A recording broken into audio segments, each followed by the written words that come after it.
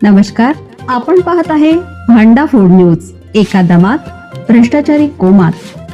Social media, कर्जबाजारी, गुन्हेगारी, सट्टेबाजी, चोरी, मटका, जुगार, दारू, सावकारशाही, न्यायाच्या प्रतीक्षेत प्रशासन.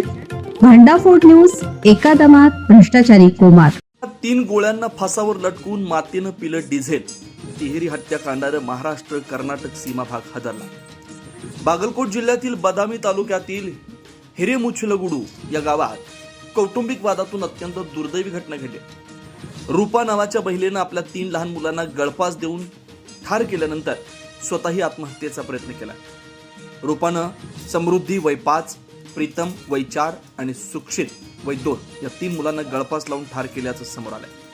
त्यानंतर तिनं डिझेल प्राशन करून आत्महत्येचा प्रयत्न केला. डिझेलमुळे प्रकृती बिघडल्यानं रूपाला तातडीनं रुग्णालयात दाखल केलं असून तिच्यावर उपचार सुरू आहे. रूपा आणि हनुमंत बदामी यांचा विवाह 2018 मध्ये झाला होता. दाम्पत्याला 3 मुलं होती. मात्र सासूच्या छळामुळे मानसिक तणाव वाढल्यानं रूपानं हे टोकाचं पाऊल उचलल्याचा प्राथमिक अंदाज आहे. बदामी पोलीस ठाण्याचे अधिकारी घटनास्थळी दाखल होऊन पंचनामा केलाय. प्रकरणाची चौकशी सुरू आहे.